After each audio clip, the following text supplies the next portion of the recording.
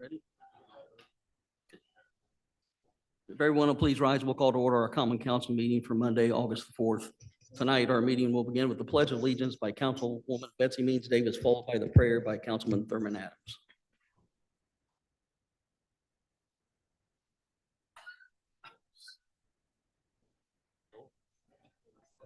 Pledge allegiance to the flag of the United States of America and to the republic for which it stands, one nation, under God, indivisible, with liberty and justice for all.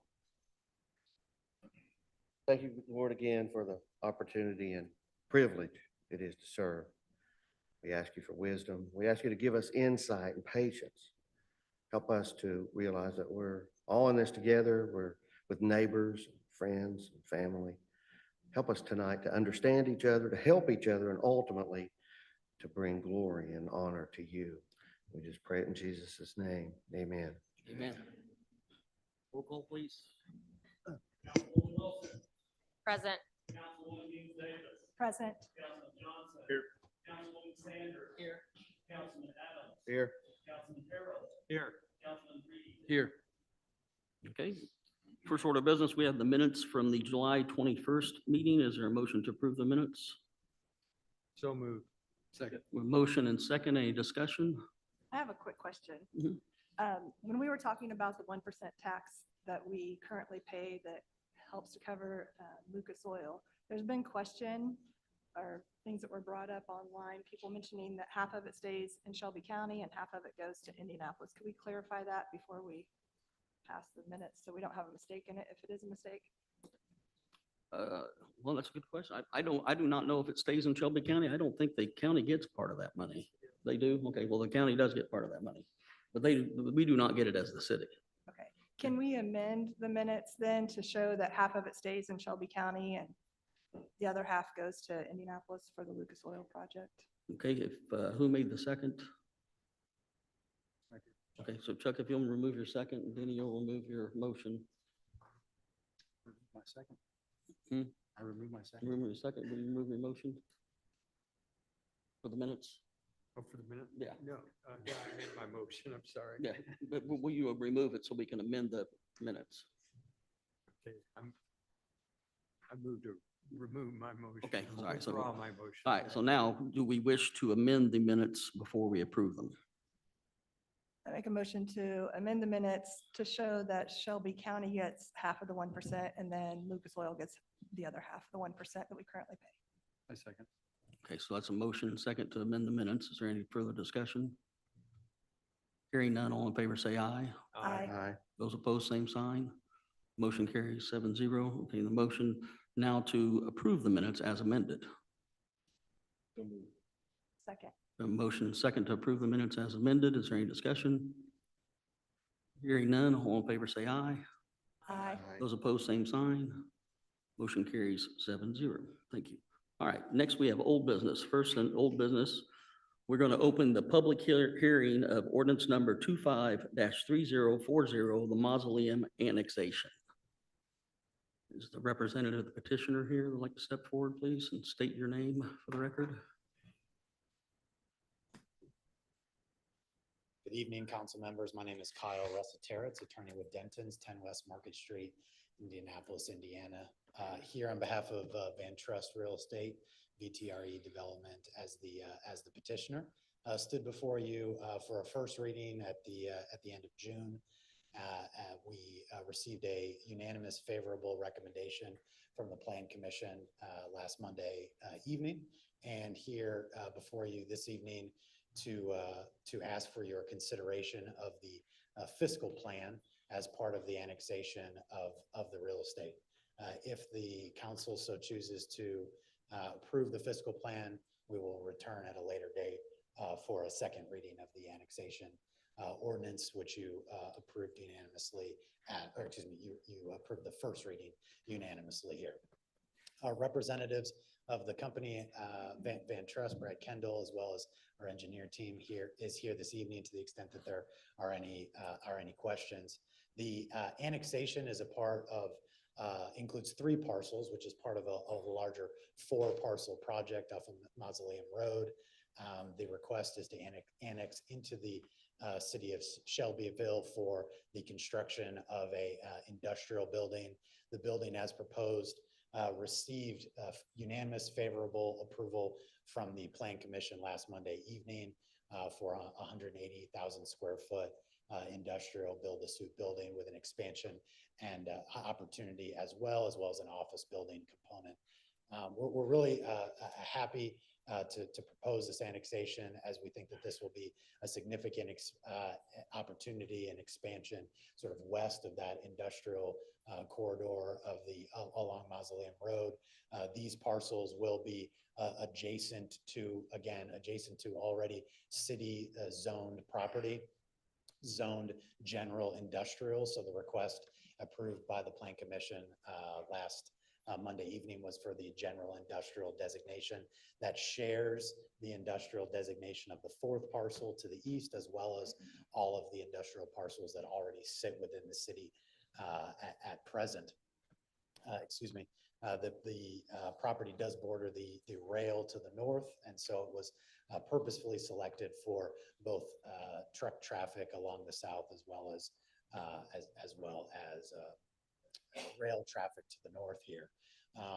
The fiscal plan before you this evening was prepared by Reedy Financial Group. Certainly want to thank Reedy for preparing that fiscal plan, as well as Jenny Meltzer, city attorney, coordinating those efforts as well to date. Really, with the annexation, the report before you today will show that there the city would be not incurring any direct costs for the annexation above and beyond what as taxpayers would pay to offset those additional costs. So it reads nominal incidental costs to provide municipal services to the proposed annexation parcel. I'm happy to answer any questions that the council has this evening, either tonight or ultimately at second reading for you here. We appreciate the collaboration that Mayor Ferguson and others have had, and Brian Asher and others in the city have had with Van Trust, as we look forward to bringing a new user and new corporate citizen to the community. I would say that the food distributor that will be an ultimate tenant and user of the building is new to Shelbyville, new to Shelby County. The investment in the county in just purely construction investment will exceed 50 million. We anticipate total investment may reach or exceed 100 million. We anticipate jobs will be north of 100 over the first handful of years of full employment there. And thank you for the opportunity to present this evening. Welcome any questions now or after the public hearing. Questions? I think you did indicate at the planning meeting as well, there was a little bit of good public input there from nearby neighbors. There's so many feet, but also a few extra that had questions and satisfied as far as setbacks and easements and different modifications. Yeah, thank you, council member. So the Plan Commission last Monday night included two items: the development plan as presented, as well as their recommendation for zoning the property. The agenda items as presented by the Plan Commission had the development plan coming first and then the annexation coming second. There were a group of landowners who live along Mausoleum Road to the west who were in attendance, who had a variety of questions, as you just offered, with respect to road improvements, setbacks, notice, truck traffic generally along Mausoleum Road, and the variety of questions. A lot of those questions were related to the kind of grander scope of the project, right? The total impact as the project might have on the city. So the discussion on the development plan was to be narrowly focused to just the four corners of the site. A lot of the questions offered by the public, which were warranted, standard, expected, appreciated, and the like, really were focused on the zoning and annexation piece of it. And so the discussion sort of matured into ultimately the Plan Commission putting a pause on the vote on the development plan. We opened the discussion on the annexation, answered all of their questions at least to the best of our ability. They seemed to receive those comments and responses well. the Plan Commission then voted again unanimously on the recommendation for the general industrial, then opened the hearing back up on the development plan, answered a few other questions, and then voted unanimously on that. So, Councilmember Johnson, we hope to have addressed all the comments of both the Plan Commission and the general public there. Any other questions or discussion? Anyone in the public would like to speak, please now step forward.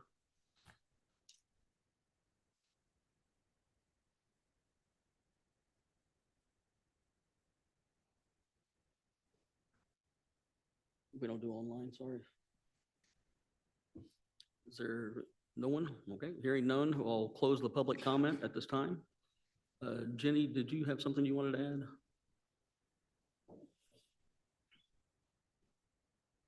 Jenny Melser, City Attorney. Just to note, I know this is a little different than your normal annexation process. There is a statutory timeframe from this public hearing of 14 days before this can be voted on for second reading. And that is why you're not voting on it tonight, is to comply with that statutory timeframe. Questions? Perfect. All right, hearing none, we'll move on. Next in old business, we have second reading of ordinance number 25-3041, Shelbyville Food and Beverage Tax. Councilwoman Wilson. Whereas on or around May 6, 2025, Governor Braun signed PL 230-2025 HEA 1427, which among other items added Indiana Code 6-9-62, allowing the fiscal body of the city of Shelbyville, Shelby County, Indiana, to impose an excise tax known as the city food and beverage tax. I'll make a motion to either postpone or table this just for the interest of transparency, to make sure people in the community are heard, any research is presented, or any presentations. And I'll second that motion. Okay, we have a motion to table Yes. in a second. Is there any discussion? Hearing none, all in favor say aye. Aye. Those opposed, same sign. Motion carries 7-0. Thank you. Moving on, is there any further old business? Hearing none, we'll move to new business. First in new business, we have resolution number 2025-18, police transfer of funds. Councilwoman Wilson. Whereas despite the most careful planning, events occur which cannot be foreseen in advance. Sums different from those appropriated are necessary for the operation of city government. The following sums are indispensably necessary and an emergency exists, therefore, to transfer said funds. Now therefore be it resolved by the Common Council of the City of Shelbyville, Indiana, that the following necessary transfer of monies are hereby made from the following accounts to the accounts designated. Second. We have a motion and second for the transfer. Chief, is there something you would like to add? Tell us.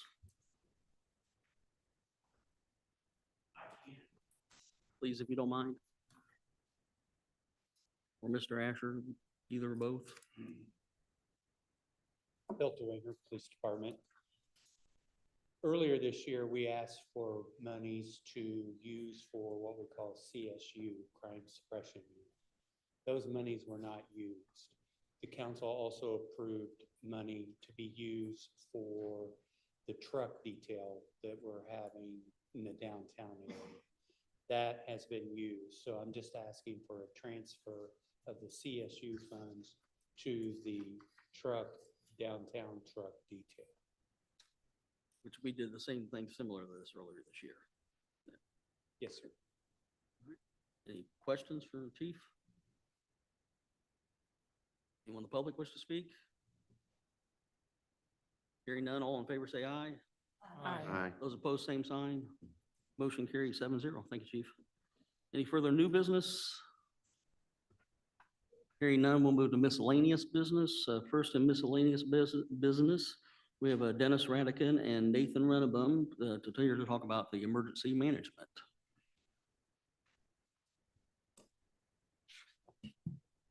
Good evening.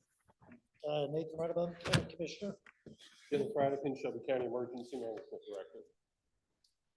So I gave you guys a packet there. In 2010, we have an interlocal agreement between the city and county for the emergency management. Currently, it's at a 65 county percentage, 35% city percentage. With that old agreement, which is 15 years old, the city was supplying the housing and telephone for emergency management. As of this year, we have now moved emergency management from the city building into one of the county buildings. We now currently have an 11,000 square foot building. With this building, we house, let me back up.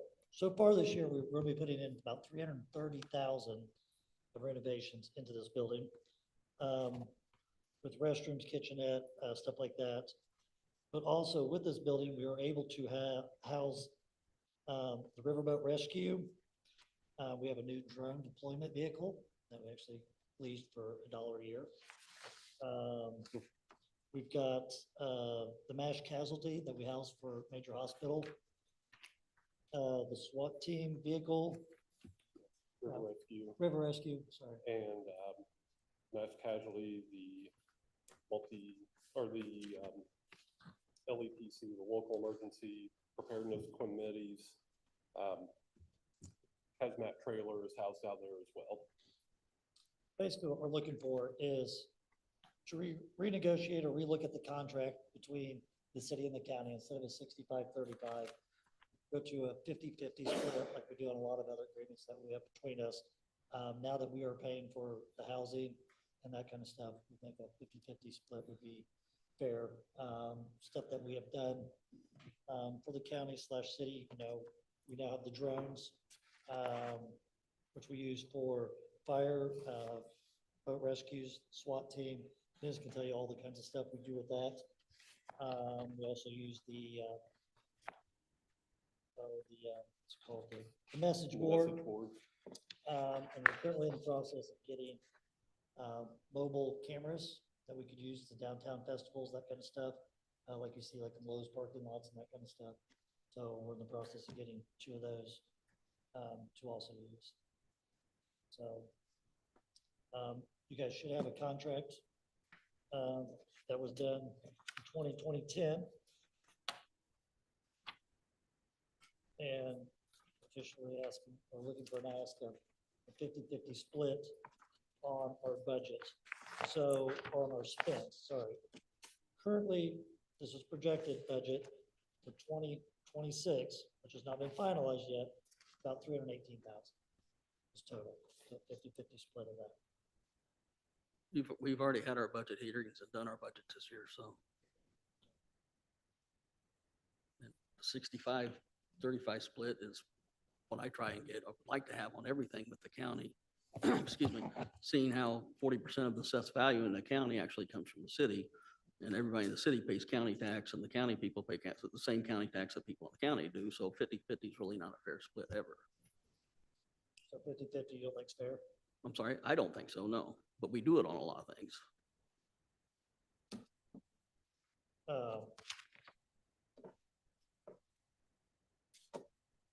Yes, that's my ask, Francis County. We do the animal shelter 50-50, we do the ambulance 50-50, and a lot of other contracts are split 50-50. So What was that anticipated number again? 318,000, That's the total, not the half, right? that's projected. The current budget right now, or current contracts is 65-35 split. So we're looking at a 15% increase. Without you having to pay the building and all the other costs that now we have incurred.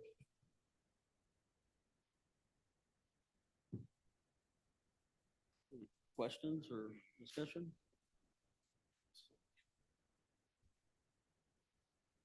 No? Sorry? No. Would we have room in our other stations to store the river rescue and the sort of things that we have stored at the county building? Well, I think they built the county building just for this, so everything would be in one location, because before the building in the county was built, and correct me if I'm wrong, we had stuff all over town. And when there was an emergency come about, you know, someone had to figure out where it was and go get it and do it. Is that correct, Dennis? And my assumption there, so. Yeah, So that's the- correct. River Rescue is a joint fire department and sheriff's department entity. So I'm a central location. I also house equipment for the volunteer fire departments out in the county, which you guys have no affiliation with that. It's just a good centralized location to keep all emergency protocol equipment that we use. Yeah, it's accessible to everyone. Everybody who needs it has the key code to get in the back door where everything is stored at. And it's better to keep it in an enclosed storage area, which is what we've got now. So also with our cost, just for Shelbyville, we do drone searches for the Shelbyville Police, the fire department with thermal drones, the street department with message boards with all the downtown festivities. We're also going to have the new cameras for the city and the downtown festivals. We also do the warming shelters and cooling shelters. We assist with all the flooding to anticipate how much housing. As you can see what happened, down in Texas. We have a command trucks with the SWAT and fire. That goes also to 6 tornado sirens just located in the city. We have an active 911 call cell phone service, a rave mass notification, that's Shelbyville and county, and that's just a few of the other. Dennis can tell you a whole lot of stuff, so. a lot, My question is that I don't think anyone questions, the value of the department and what happens. It's just that the timing, here we are, the 1st of August, we kind of know that some of these budgetary figures. And I just think that the ask should have come a little bit earlier instead of right now when we've already had our budget hearings and we've already basically whacked the budget substantially in order to get it to where we have to have it. And so I know 15% really isn't that much, but in the overall scheme, at the last second, it kind of is. Sure. So, but no one's questioning Yeah, I would, what you guys do because you do provide a good value to us. I should say assistance to us. And the only reason I just learned about this contract 3 weeks ago. So being a new commissioner, some new stuff, just learned some stuff and I'm like, this is, this was a contract between Mayor Ferguson and. this is the Board of Works. Board of Works signed it. It's all Don, sorry. saw Don Baumgartner's signature on there, brought back good memories.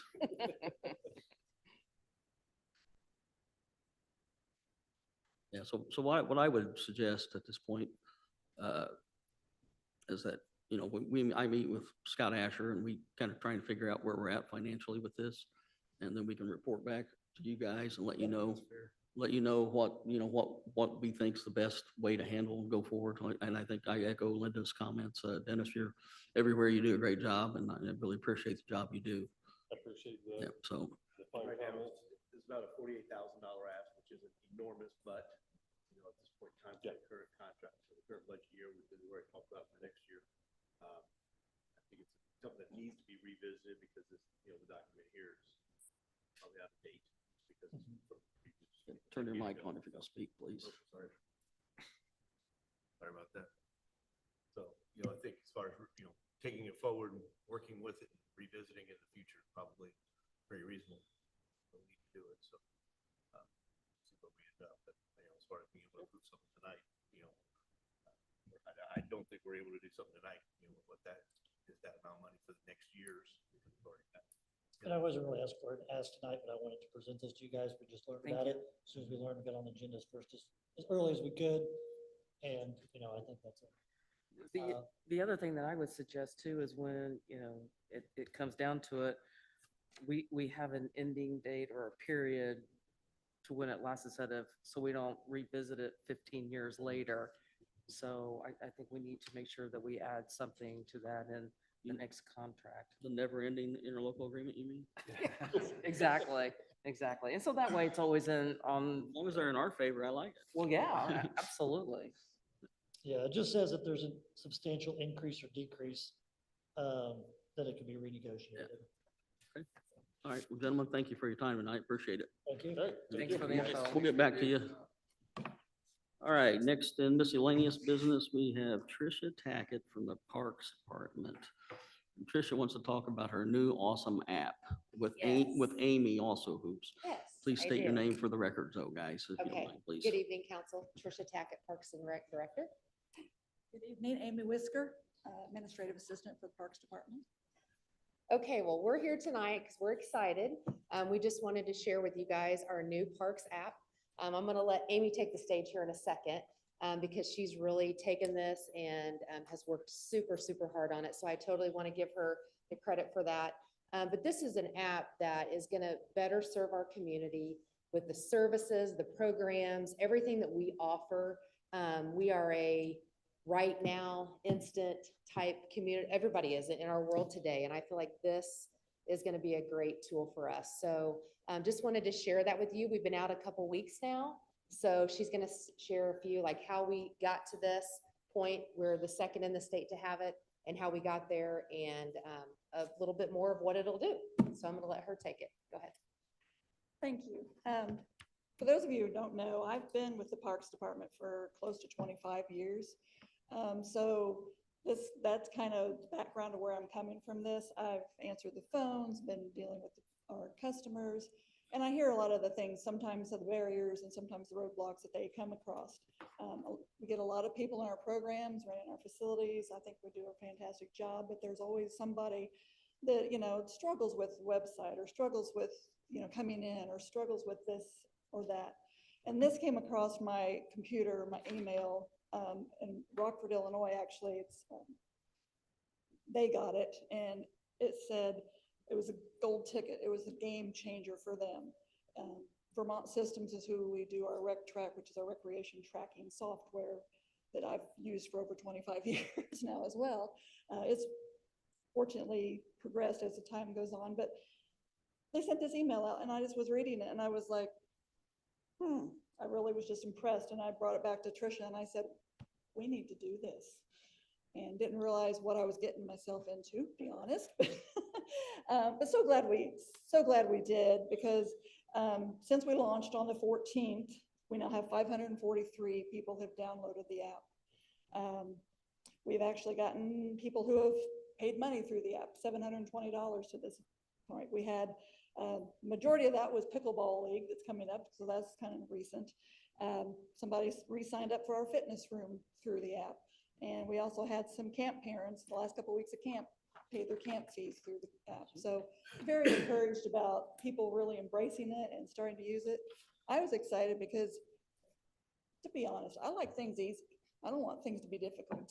So I'm always looking for how to make things, work smarter, not harder kind of thing. So when I saw, people were calling in and saying, well, I can't navigate this, and it's everybody, because there's nothing wrong with the website. There's nothing wrong with, coming in, but everybody has a different aspect of what they can and can't do depending on their life. So we wanted to bring it all in one place. And this app is so, in my mind, so fantastic because you open it up and you've got, top, we put the fall, winter, spring, summer guide. So they can click on that and it's the flip book. So they can just flip right through everything that's in our guide that you see usually in a paper form.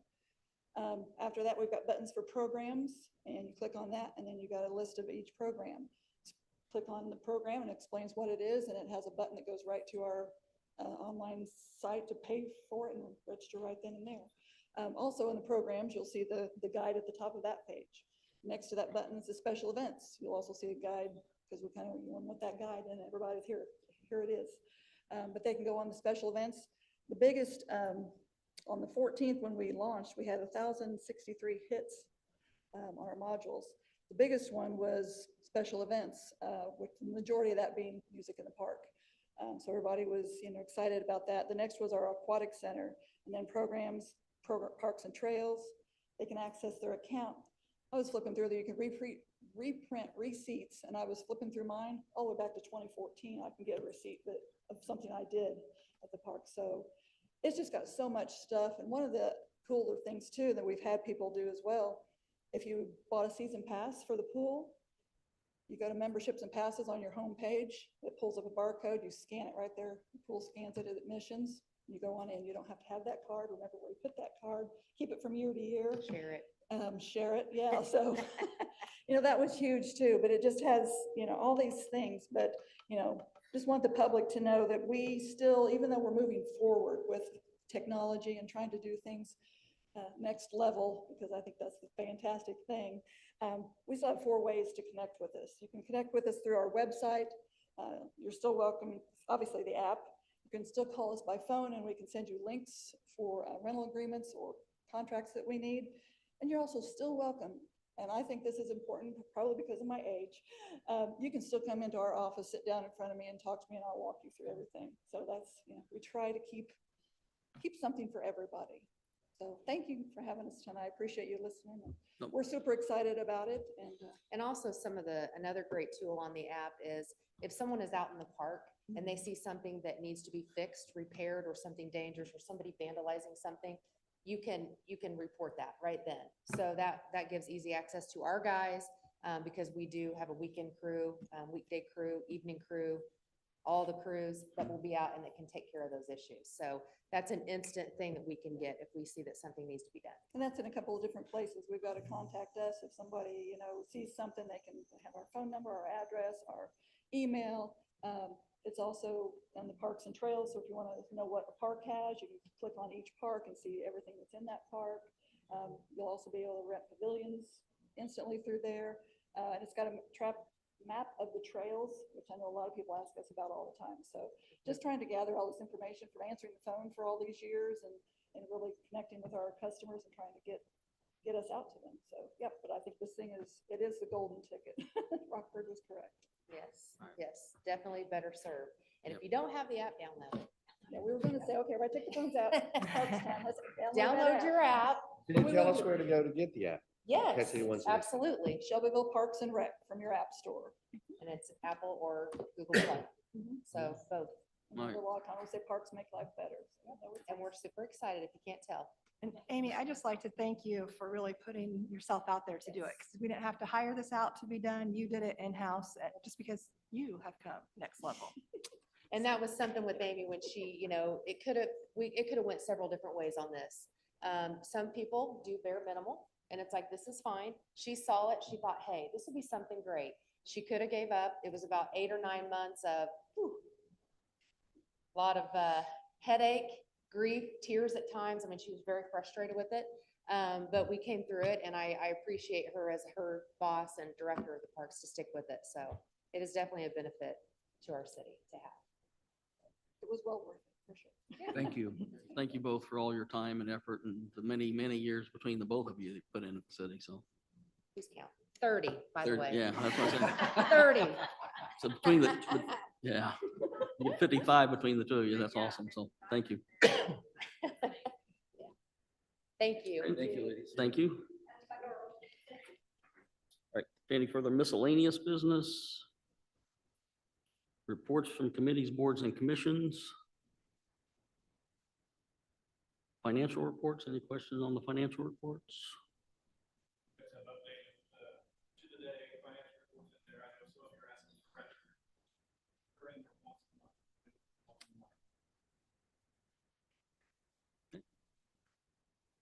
Comments or requests from citizens? Yeah, I would hope that those that came for the food and beverage tax discussion would take the opportunity to talk now so they don't have to come back at a later time. So so the record show that there was no comments allowed by the chair on the food and beverage tax.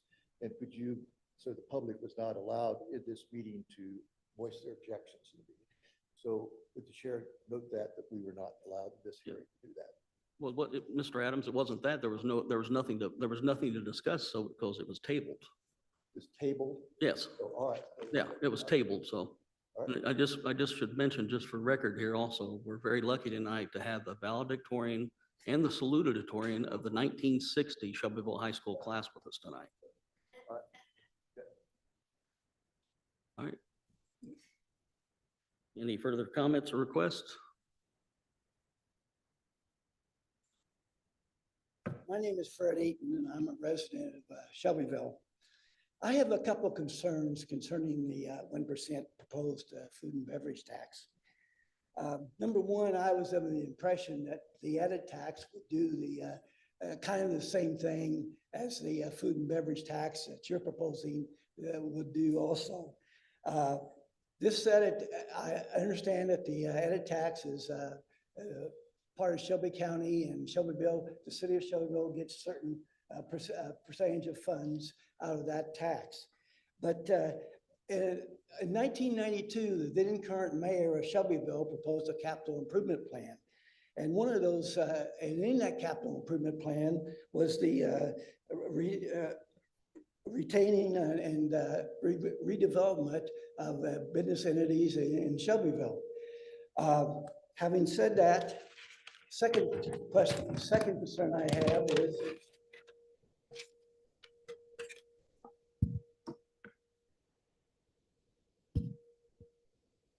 Do you have your paper on the mic? There you go. I took the liberty of going to the clerk treasurer's office and see what the funds are. In year ending 2024, so we go ahead $4,648,154 and some change. $3.5 in investments. Year to date 2025, budgeted $1,610,000. Moment from that 7/28, as of 7/28/25, $677. These, and that money is in percentages. Downtown project, 2025. Fire mechanic and garage, 100%. Intelleplex MHP, 20.7%, pretty good number. Energy lease payments, 25.78%. I assume that includes solar panels and other things that are around the city. CBC, 11.5%. Shelbyville, 11.1%. Services, 4.8%. And streets and roads, 20.1%. But we insist that there is money available in the edit funds to do development on a project like the Methodist building or some other building, Chase building, whatever the case may be. Next point. I do know of a person in Shelbyville, it's local, that has been interested in the Chase building since Purple Fetch bought it in, what, 2006, 2008, 2009, whatever that was. Are you saying the Chase building or the Methodist building? Methodist building. Okay, you said the Chase, so I just want, sorry. Stand corrected. No, I just want to make sure we're all talking. Okay. I'm sorry. Anyway, this person, for whatever reason, has been kind of shut out of the process of getting his vision out to the public and to the council and to the city administrations over the years to have a chance to purchase that building and do a redevelopment. Point being that this may be something that could happen if the building is for sale and before you implement a tax and start to do the redevelopment. Lastly, during the Swan administration, there was a fund set up for redevelopment and rehabilitation of buildings. Whether that fund ever came to fruition or not, I'm not sure. This was above and beyond what Main Street Shelbyville has to offer in the way of grants. And if that fund is still around, or if money's in it, may not be, there's a possibility of other development of money's coming out of that rather than taxing the citizens of Shelbyville. So thank you very much for your to listen. Thank you, Mr. Eaton. Any further public comment?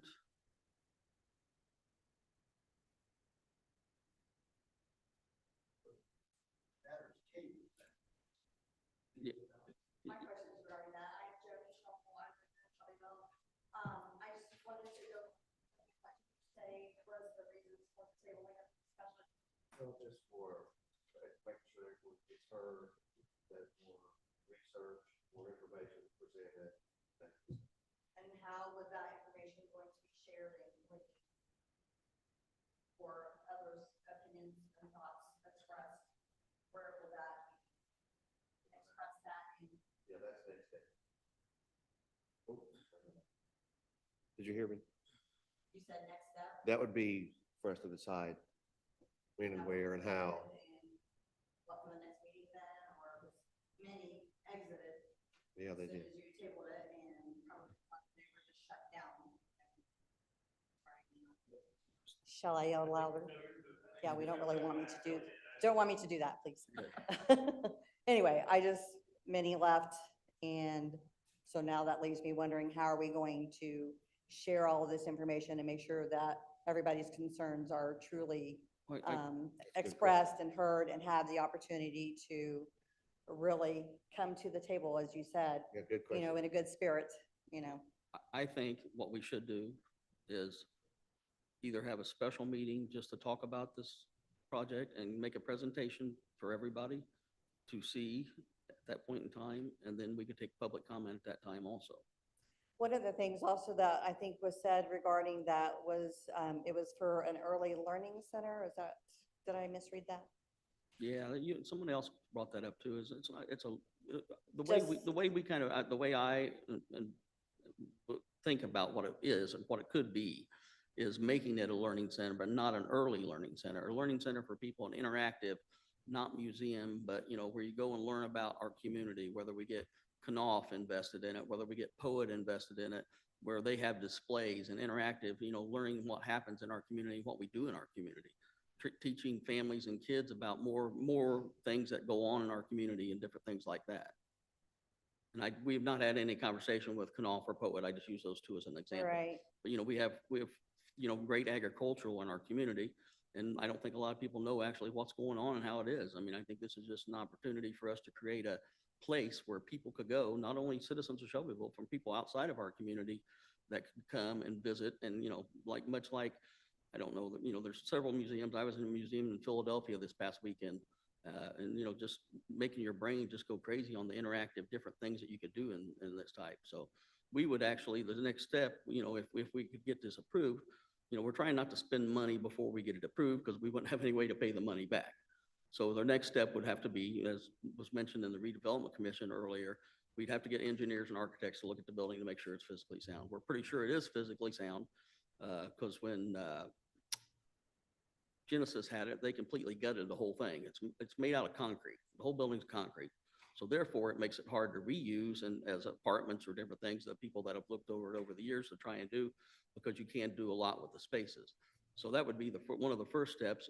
Secondly, we would have to hire a consultant to help us come up with ideas and what we're going to do. And we've engaged with a consultant already that is a former employee of the Children's Museum to work with us and works for a firm. And I can't remember the name of the firm right now. Is Jenny here?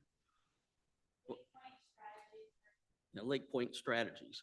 So that's our plan, but, until we know we can get it passed, we haven't invested monies because we don't want to try and find a way to pay them back in any way. Because if it's not going to get passed, we don't need to be wasting the money to get it done. I agree.